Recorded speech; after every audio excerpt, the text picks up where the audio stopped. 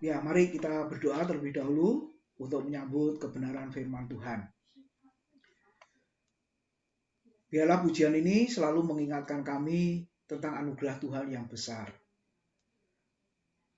Engkau sudah menyelamatkan kami melalui kasih setia anugerah-Mu ya Tuhan. Dan kami butuhkan bukan hanya di dalam keselamatan saja, tetapi dalam kehidupan kami sehari-hari, kami pun perlu anugerah Tuhan. Perlu kasih karunia yang berlimpah dalam hidup kami. Sebab ketika kami menjalani hari-hari kami yang mungkin begitu berat, tapi kami boleh tetap kuat, kami boleh tetap bertahan. Dan kami bersyukur semuanya itu karena anugerah-Mu semata-mata. Terima kasih ya Tuhan. Sebentar lagi kami akan diperlengkapi dengan firman Tuhan yang terus membawa dan menuntun kami di setiap langkah kami. Supaya hidup kami boleh semakin berkenan di hadapan-Mu.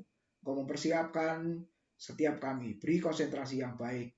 Supaya firman Tuhan tidak berlalu begitu saja, tapi boleh mendapat bagian yang sangat baik di dalam hati kami. Engkau pakai hamba-Mu menjadi saluran berkat pada malam hari ini. Terima kasih ya Tuhan, dalam nama Tuhan Yesus kami sambut firman Tuhan. Amin. Ya, shalom Bapak Ibu Saudara yang dikasihi oleh Tuhan. Kembali lagi kita boleh beribadah kepada Tuhan. Nah, hari ini saudara kita akan merenungkan kebenaran firman Tuhan. Saya izin share screen dulu. Di dalam kitab Wahyu, Bapak Ibu, kita akan belajar tentang jemaat ya, gereja yang tertulis di dalam kitab Wahyu itu. Nah, saya rindu mulai bulan ini saudara kita akan menyelesaikan Wahyu pasal 2, pasal 3 ya, tentang 7 jemaat. Nah, malam hari ini kita akan belajar terlebih dahulu tentang gereja atau jemaat di kota Efesus, saudara. Nanti bulan depan Smyrna, Pergamus, Tiatira, Sardis, Philadelphia, dan Laodikia. Nah, kalau kita membaca kitab suci, Bapak Ibu, mungkin timbul pertanyaan, kenapa ditulis? Untuk apa? Signifikansinya apa bagi kita orang Kristen yang hidup di akhir zaman? Nah, saya ingat satu ayat di dalam 1 Korintus pasal yang ke-10 ya, saudara. Ayat yang ke-11 itu. Bentar. Di dalam 1 Korintus pasal yang ke-10 ya, ayat yang ke-11 saudara. Ya, yang berbunyi demikian. Jadi kenapa semuanya tertulis di dalam Alkitab? Ya. Coba kita lihat 1 Korintus 10 ayat yang ke-11. Semuanya itu telah menimpa mereka sebagai contoh dan dituliskan untuk menjadi peringatan bagi kita yang hidup pada waktu di mana zaman akhir telah tiba. Jadi Bapak Ibu, semuanya tertulis di Alkitab dikatakan menimpa mereka, yaitu kalau PL, orang-orang perjanjian lama, ya bangsa Israel. Saudara, kalau di perjanjian baru, yaitu dikatakan untuk kita, dikatakan sebagai contoh. Dan dituliskan, saudara, peristiwa ya karya Tuhan terjadi dituliskan untuk apa? Untuk peringatan bagi saya dan saudara di mana kita hidup di zaman akhir. Nah, Ibrani 1 ayat 1 dan 2 mengatakan hanya ada dua zaman, yaitu zaman dahulu dan zaman akhir. Zaman dahulu itu perjanjian lama di mana Tuhan berbicara melalui para nabi. Kemudian Kristus datang yang pertama, saudara, ke dalam dunia. Nah, setelah itu barulah disebut zaman akhir. Dari abad pertama zaman Kristus sampai sekarang itu namanya zaman akhir. Jadi firman Tuhan yang ditulis tujuannya di situ sebagai contoh dan peringatan. Lalu satu ayat lagi Roma 15 ayat 4. Di situ dikatakan sebab segala sesuatu yang ditulis dahulu telah ditulis untuk menjadi pelajaran bagi kita, supaya kita teguh berpegang pada pengharapan oleh ketekunan dan penghiburan dari kitab suci. Jadi ada tiga kata kunci, saudara. Semuanya tertulis di Alkitab. Untuk apa? Dikatakan yang pertama sebagai contoh, ya, peringatan dan pelajaran. Contoh yang dimaksud di sini, kita bukan mencontoh atau meneladani yang buruk, saudara, ya, yang jahat, yang tidak berkenan di hadapan Tuhan, bukan, saudara. Tentunya tokoh-tokoh iman, nah itu yang kita bisa teladani. Nah, tokoh-tokoh iman itu ternyata juga meneladani ya Kristus sendiri. Karena orang perjanjian lama itu sebenarnya imannya tertuju juga kepada Kristus yang akan datang. Nah, orang perjanjian baru berimannya kepada Kristus yang sudah datang. Lalu sebagai apalagi peringatan supaya kita jangan mengalami seperti orang Israel ya, saudara, ketika mereka tidak taat lalu mereka mendapatkan hukuman. Dan yang ketiga dikatakan sebagai pelajaran. Ya, berkat apa yang kita dapatkan dari peristiwa yang dialami oleh umat Tuhan pada masa itu. Nah, saudara, kalau kita kembali ke surat Wahyu, Bapak Ibu Saudara, kita akan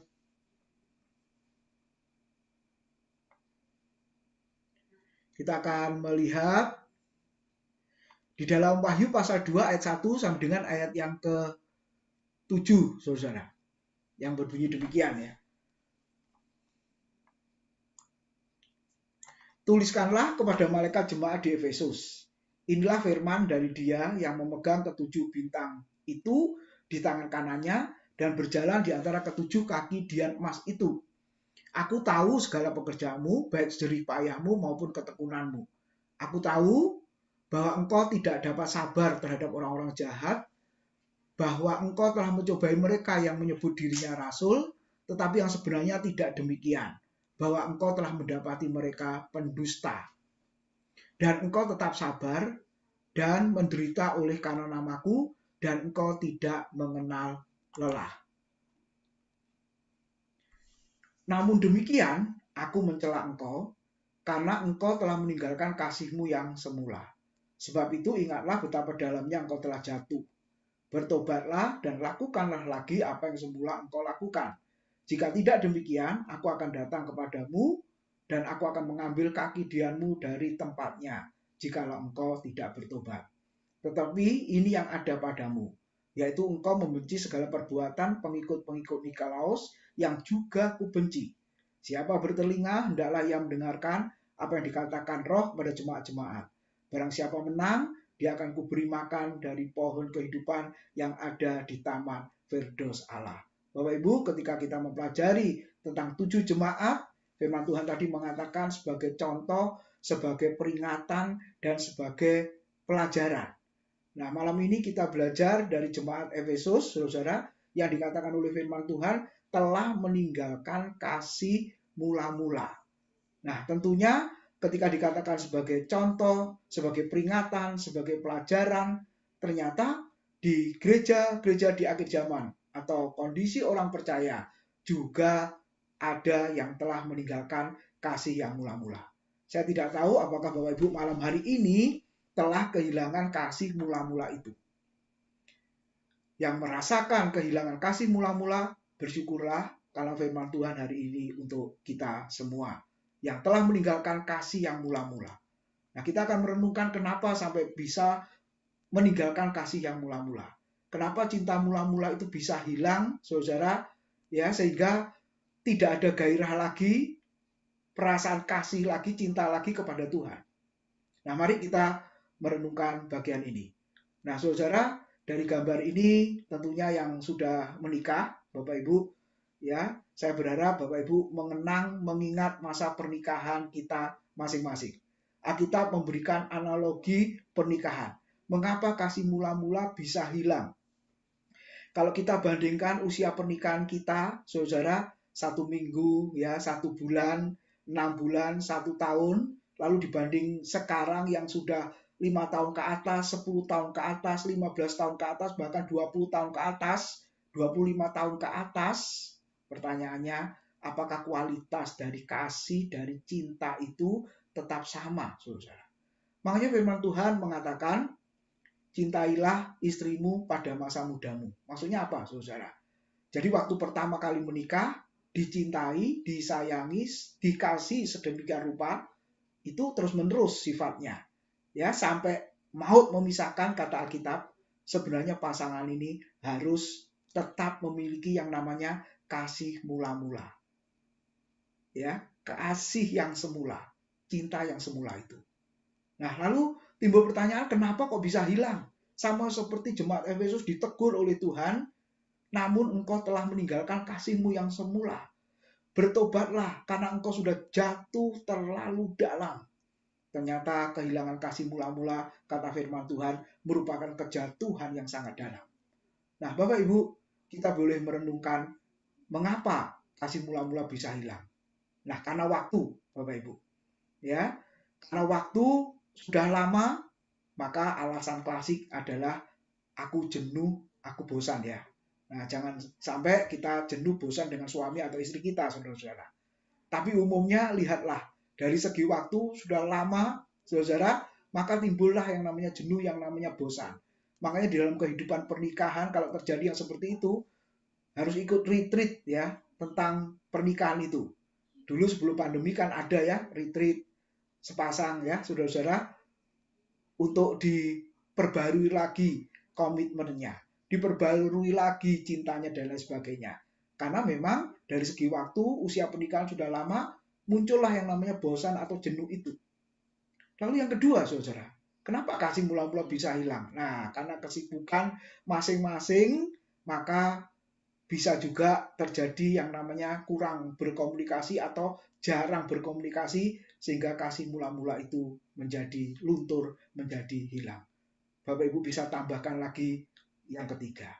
Nah, sehubungan dengan jemaat Efesus, sebenarnya, saudara, kalau kita melihat, berarti dulunya jemaat ini punya kasih yang luar biasa. Nah, coba ketika kita merenungkan di surat Efesus, Bapak Ibu, kenapa jemaat Efesus ini dikatakan jemaat yang hebat? Kita sudah eksposisi beberapa waktu yang lalu, karena gereja ini telah dipilih Allah sejak jauh sebelum dunia dijadikan. Ingat ya, Efesus 1 ayat yang keempat, saudara. Kemudian sudah ditentukan menjadi anak-anak Allah sejak semula. Makanya dikatakan gereja ini hebat. Kenapa? Karena menyadari karya Tuhan di dalam pemilihan Tuhan, lalu penentuan Tuhan, Bapak Ibu. Lalu yang ketiga, sudah mengalami penebusan oleh darah Kristus. Menyadari anugerah Tuhan yang begitu besar, yang sudah dilimpahkan melalui pengorbanan Kristus. Efesus 1 ayat yang ke-7. Lalu dimeteraikan oleh Roh Kudus sejak dikatakan apa? Diselamatkan. Karena orang bisa percaya Yesus, bisa lahir baru karena pekerjaan dari Roh Kudus. Efesus 1:13. Lalu mereka juga menyadari sebagai kawan sewarga dari kerajaan Allah. Kalau dulunya sebagai orang asing, dulunya jauh dari hadirat Tuhan, saudara, tapi sejak Kristus datang menyelamatkan, jemaat menyadari sekarang bukan orang asing dan pendatang lagi, tetapi sebagai anggota keluarga Allah. Ya.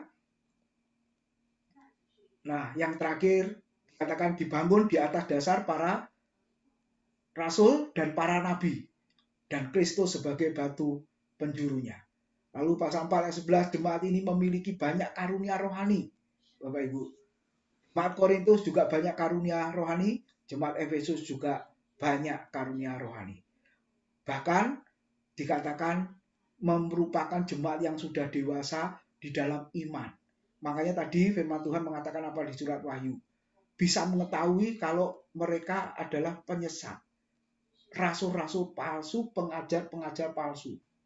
Ini kan luar biasa. Bisa menilai, bisa menguji, saudara, mana yang benar, mana yang palsu, Bapak Ibu. Dari segi ajaran.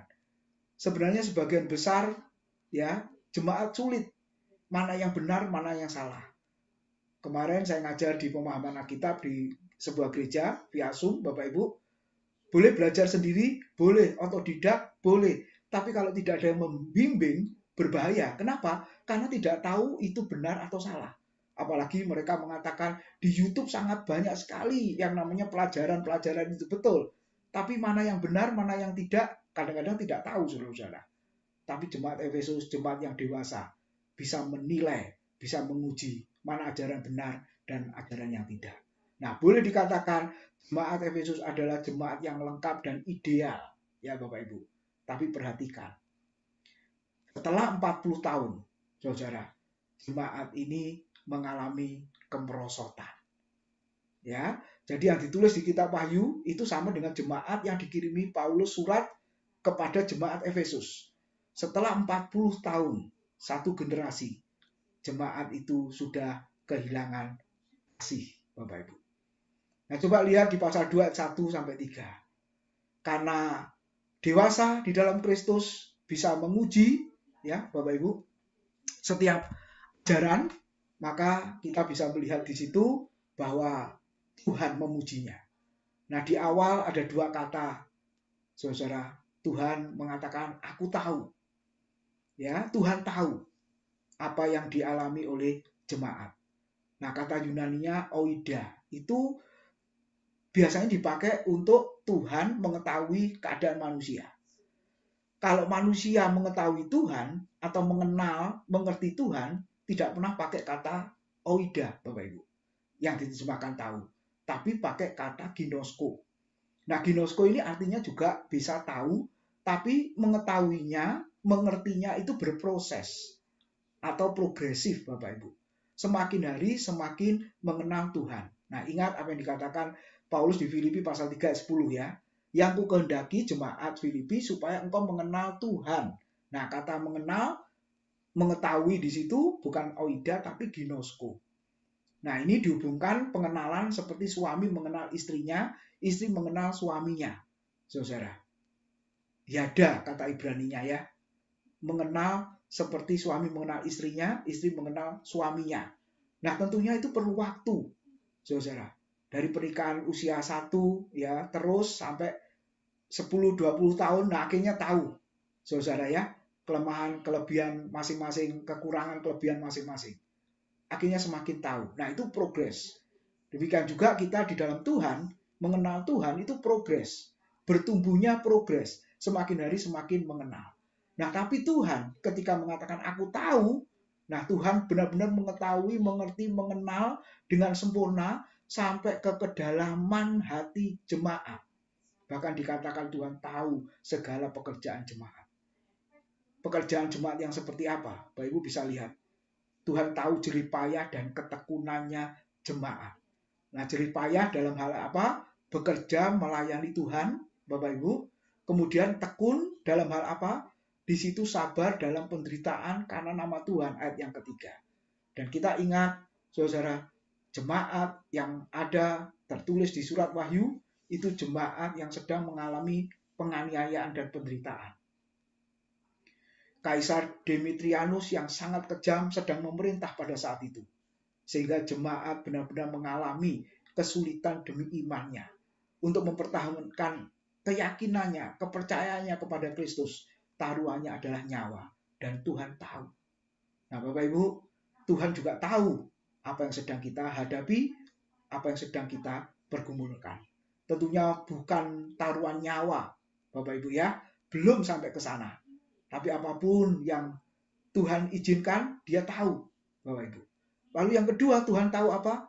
Usaha pelayanannya serius dan tekun, saudara, yang berhubungan dengan imannya terhadap penderitaan. Bayangkan, saudara. Nanti kita akan belajar jemaat di Smyrna dan lain sebagainya. Mereka mengalami kesusahan, mereka mengalami kesulitan, mereka mengalami keterjepitan, kata Alkitab. Tuhan tahu. Jadi sebenarnya surat Wahyu adalah surat yang memberi penghiburan dan kekuatan.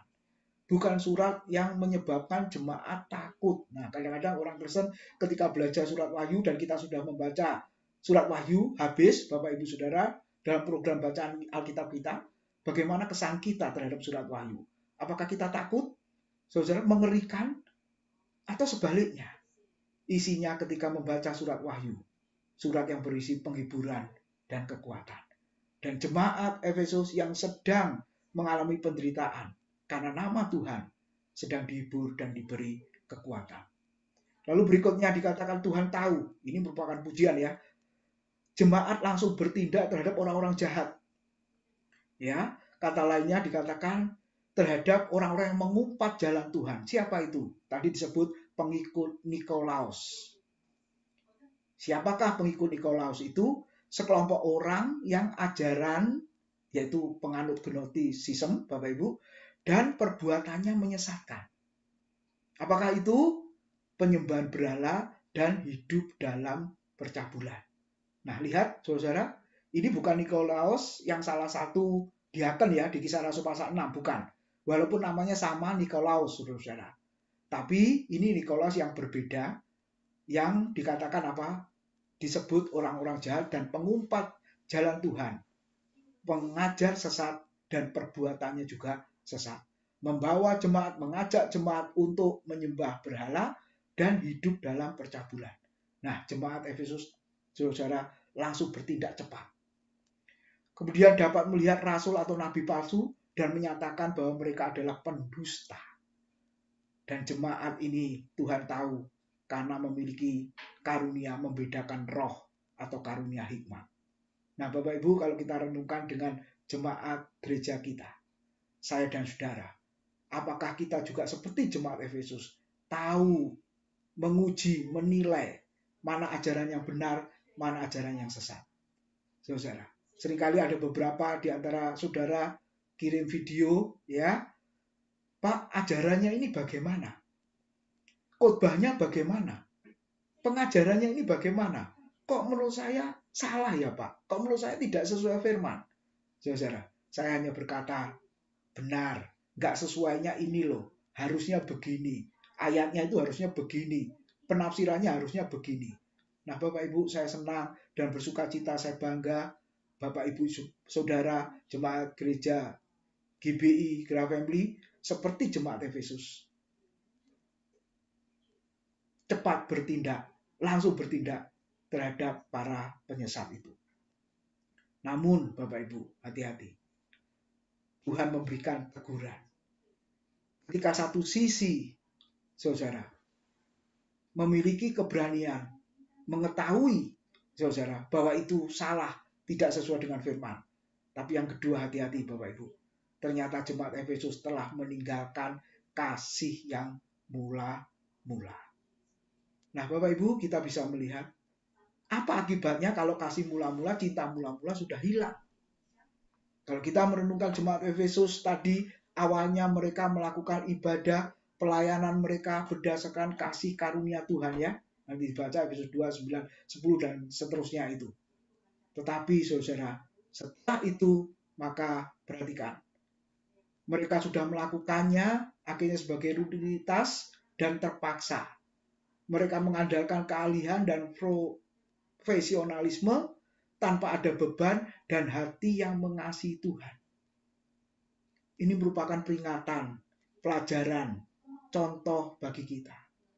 Mungkin malam hari ini juga Bapak Ibu Saudara, terutama yang melayani Tuhan ya, karena minggu pertama, Jumat pertama sebenarnya kan komposisinya ya untuk yang melayani Tuhan.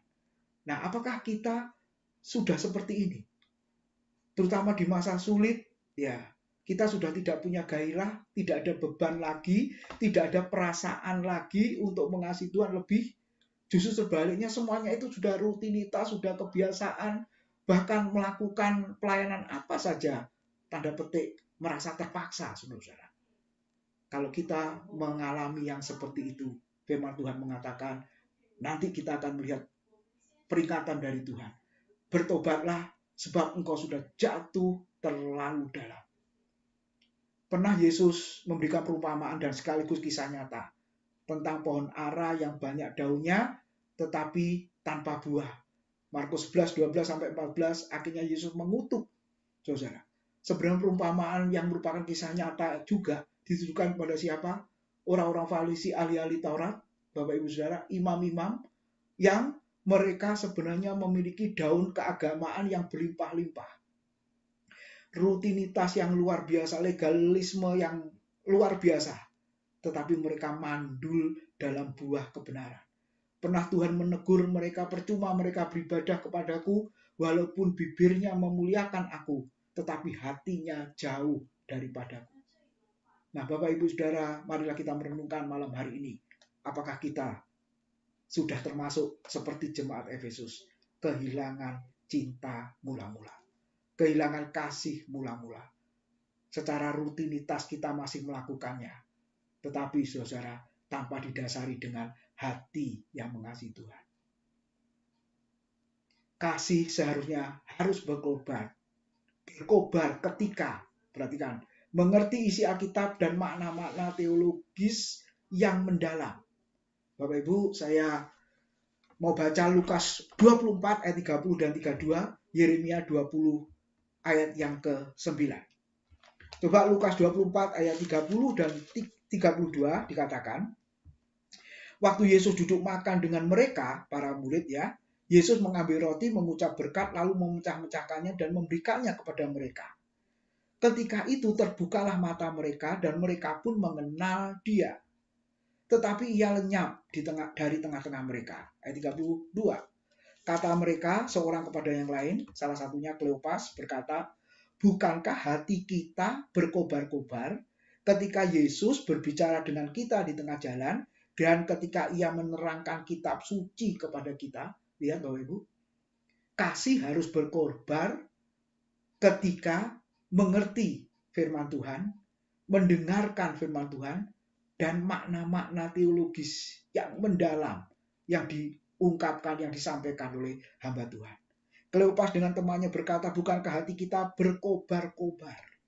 Coba Yeremia 20 ayat yang ke-9. Ini pengalaman Yeremia, Bapak Ibu. Di dalam kitab Yeremia pasal 20 ayat yang ke-9 dikatakan, tetapi apabila aku berpikir, aku tidak mau mengingat dia, yaitu Tuhan, dan tidak mau mengucapkan firman lagi demi nama Tuhan. Maka dalam hatiku ada sesuatu yang seperti api yang menyala-nyala, terkurung dalam tulang-tulangku, aku berlelah-lelah untuk menahannya, tetapi aku tidak sanggup. Yeremia sebagai pengkhotbah, karena menghadapi umat Tuhan, bayangkan pelayanan 40 tahun, tetapi satu pun tidak ada yang bertobat, saudara-saudara. Mungkin dunia melihat ini pelayanan yang gagal. Tapi Yeremia tetap setia menyampaikan firman kehendak Tuhan kepada umatnya, walaupun tidak ada yang bertobat. Nah, karena Yeremia adalah manusia biasa, saudara, yang sama dengan kita, ada bahasa, apa saudara? Mutung ya, bahasa Jawa bilang. Nggak mau khotbah lagi, nggak mau melayani Tuhan lagi. Kenapa? Seolah-olah percuma, sia-sia, nggak ada perubahan, tidak ada dampaknya dari pelayanan itu. Nah, ketika Yeremia berpikir, aku tidak mau mengucapkan firman-Nya lagi demi namanya, maka lihat saudara-saudara, maka dalam hatiku ada sesuatu yang seperti api yang menyala-nyala.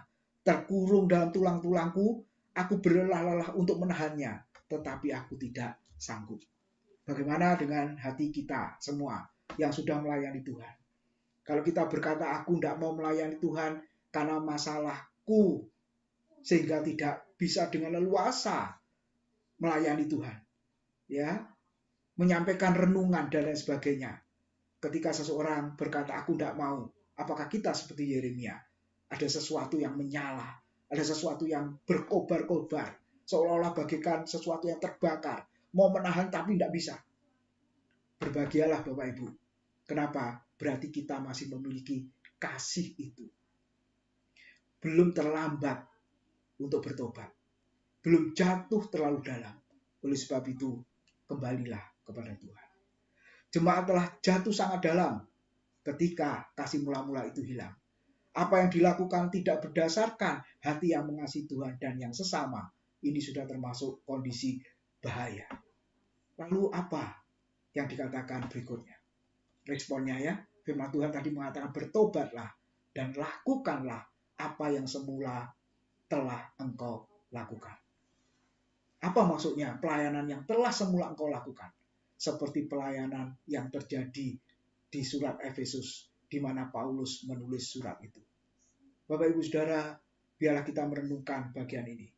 Kalau kita merasa kasih mula-mula kepada Tuhan sudah hilang, sudah luntur, firman Tuhan berkata, bertobatlah. Lakukanlah apa yang semula telah engkau lakukan.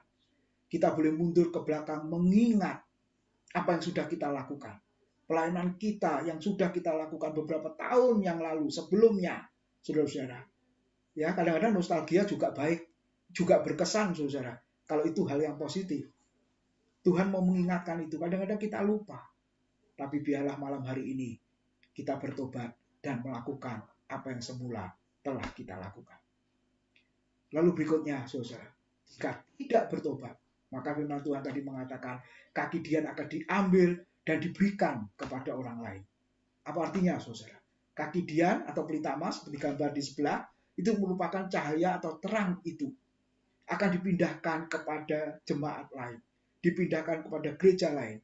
Dan apabila gereja tersebut sudah tidak memiliki kasih yang mula-mula. Bapak Ibu Saudara, kalau kita merenungkan sepanjang sejarah gereja, memang ada masanya ya. Saudara, saat ini gereja A bersinar, semangat luar biasa. Tapi seiring dengan berjalannya waktu, saudara, sudah tidak kelihatan, sudah tidak terdengar lagi dampaknya pelayanannya. Itu bagaikan kaki dian, pelita cahaya dipindahkan ke gereja yang lain. Nah, hati-hati Bapak Ibu. Jangan sampai terang itu, pelita emas itu, kaki dian itu berpindah. Kalau kita sudah kehilangan kasih mula-mula, benar-benar pelita emas itu, cahaya itu berpindah. Lalu yang terakhir, janji Tuhan. Ketika kita kembali kepada Tuhan, maka Tuhan berjanji berbicara tentang pohon kehidupan. Sebenarnya ini bicara soal kehidupan yang kekal itu ya. Hidup kekal diberikan kepada orang yang percaya dan yang menang. Kemenangan ini berhubungan dengan kasih dan iman kepada Kristus. Artinya apa? Melalui pengalaman hidup Kristen kita, melalui penderitaan-penderitaan dan aniaya seperti jemaat mula-mula, serta persoalan yang berat lainnya yang kita hadapi. Bapak Ibu harus ingat, kita sebagai orang Kristen harus tetap memiliki iman atau bertuhankan Kristus. Jangan sampai kita mudah meninggalkan Tuhan karena hal yang sepele. Seringkali kita seperti Esau ya, yang menjual hak kesulungannya dengan sepiring makanan.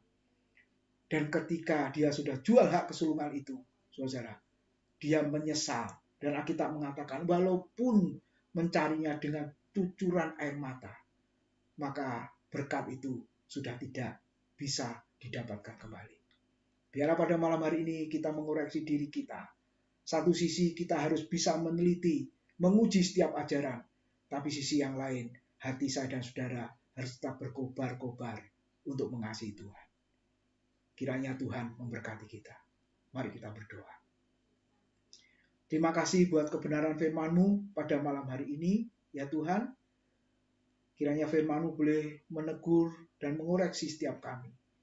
Kalau pada malam hari ini ada di antara kami yang sudah kehilangan kasih yang mula-mula, firman-Mu boleh berbicara kepada kami setiap pribadi demi pribadi, supaya kami boleh segera kembali kepada Tuhan. Engkau boleh mengingatkan pelayanan yang sudah kami kerjakan, kesetiaan dan ketekunan mengiring Tuhan yang sudah kami lakukan beberapa waktu yang lalu. Dan pada malam hari ini Tuhan, kami boleh kembali kepada Tuhan. Kami boleh minta ampun di hadapan-Mu kalau kami sudah jatuh terlalu dalam. Tapi biarlah firman-Mu boleh membawa kami, menolong kami untuk kembali kepada Tuhan. Terima kasih ya Tuhan. Dalam nama Tuhan Yesus, kami sudah berdoa. Amin.